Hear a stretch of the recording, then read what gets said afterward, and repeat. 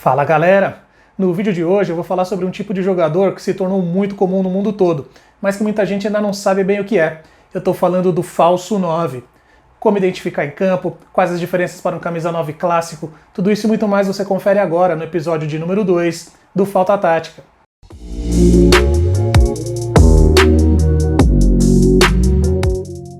Antes de começar, não deixe de clicar aqui no joinha, seguir o nosso canal e acionar o sininho para receber as notificações sempre que novos vídeos aparecerem por aqui.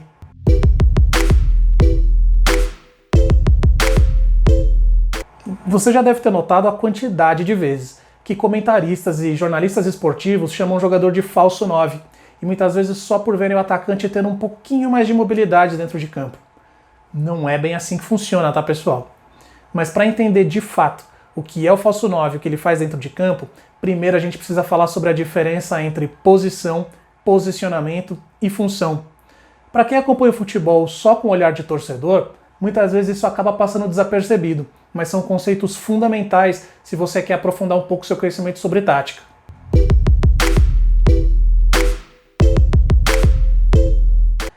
Posição, pessoal, é o nome que a gente dá para o jogador dependendo da região do campo que ele costuma atuar. Geralmente é onde o próprio jogador diz que joga. Tem o goleiro, o lateral, o zagueiro, o volante, meia e o atacante. Dependendo do sistema de jogo, pode variar as quantidades de jogador em cada posição. Pode ter mais zagueiro, mais lateral, mais ou menos atacante, mas não vai ser nada diferente disso.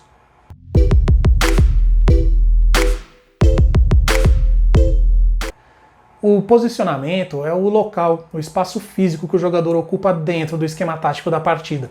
Tem o lateral esquerdo, o lateral direito. Se o time joga com 3 zagueiros, tem o zagueiro central, o zagueiro da direita, o zagueiro da esquerda. Pode ter o meia pela direita mais recuado, o atacante centralizado e assim por diante. Um ponto importante é que posicionamento não altera a posição. Não é porque um jogador muda de posicionamento de uma partida para outra, ou até mesmo dentro da própria partida, que ele mudou a sua posição original. Por exemplo, o William Arão do Flamengo atualmente tem sido posicionado como zagueiro, mas ele continua sendo volante. E vai aí uma dica. Se você quer saber o posicionamento dos jogadores em campo em uma partida, é só tirar uma foto ou pausar o jogo na saída de bola de cada tempo ou depois de cada gol, que você vai conseguir ver exatamente o posicionamento de cada jogador e até as mudanças táticas que estão acontecendo na partida.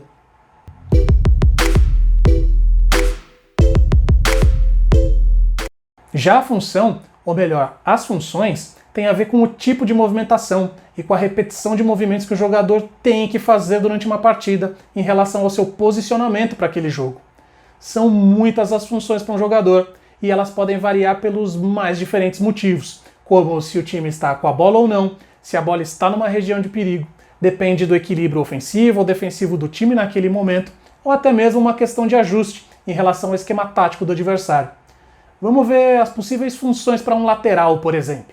Se o time está sem a bola, ele muito provavelmente deverá evitar ao máximo que o ponta ou o lateral adversário consiga ganhar o espaço nas suas costas e chegue na linha de fundo para fazer um cruzamento.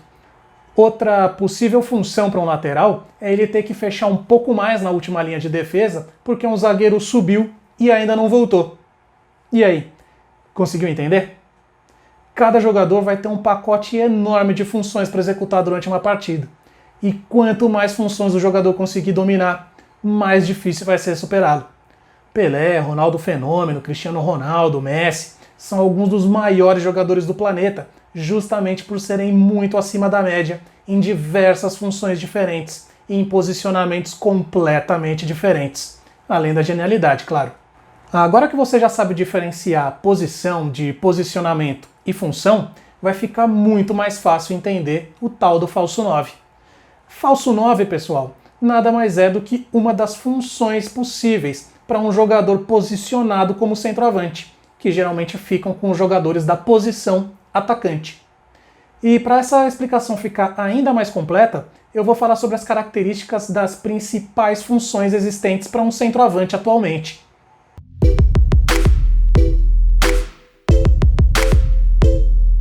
A primeira função é a do centroavante fixo, que provavelmente é aquela que vem automático na cabeça da maioria das pessoas quando pensam num camisa 9 clássico, o chamado matador.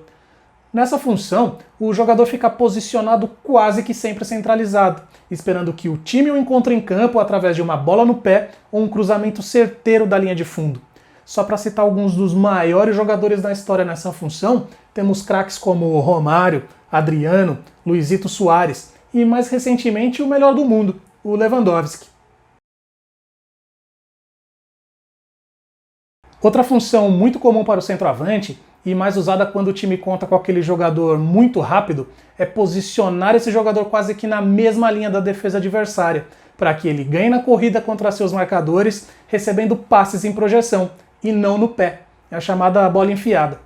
O uso crescente de jogadores nessa função gerou o adiantamento dos goleiros, quase como líberos, para que eles cheguem na bola antes do centroavante, além do aprimoramento das linhas de impedimento. Jogadores como Ricardo Oliveira e Samuel Eto'o, e mais recentemente Gabriel Jesus e Mbappé, são grandes exemplos de jogadores que exercem esse tipo de função. E finalmente chegamos ao falso 9. Essa função é caracterizada pelo recuo sistemático e repetidas vezes do jogador posicionado como centroavante, deixando de ser ele o ponto de referência mais avançado do ataque da equipe. O objetivo desse recuo é desestruturar a linha defensiva adversária, abrindo espaço para o aparecimento do famoso elemento surpresa, que pode ser o meia, o volante ou até mesmo laterais que saibam se movimentar pelo meio. Mas vejam que eu utilizei palavras como sistemático e repetidas vezes para descrever a função do falso 9. Isso quer dizer que não adianta o jogador fazer isso uma ou duas vezes durante a partida para ele ser considerado um falso 9, como fazem alguns comentaristas por aí. Isso tem que fazer parte do plano de jogo da equipe e ser um movimento constante do jogador durante a partida. Isso é muito importante, pessoal. Apesar do falso 9 existir desde os anos 30, foi o técnico Pep Guardiola que introduziu essa função no futebol moderno como estratégia de jogo, com Lionel Messi lá no Barcelona. Além do Messi, Kevin De Bruyne e Roberto Firmino são outros jogadores que têm sido muito utilizados nessa função. Agora que você já sabe tudo sobre o falso 9, desafio você a prestar atenção nos próximos jogos que assistir para identificar quais funções os centroavantes estão fazendo em campo e se o comentarista está ou não falando alguma bobagem. Comenta aqui no vídeo depois. E é isso aí, pessoal. Espero que vocês tenham gostado e fiquem ligados que muito em breve vai ter outros vídeos como esse aqui no canal. Até mais!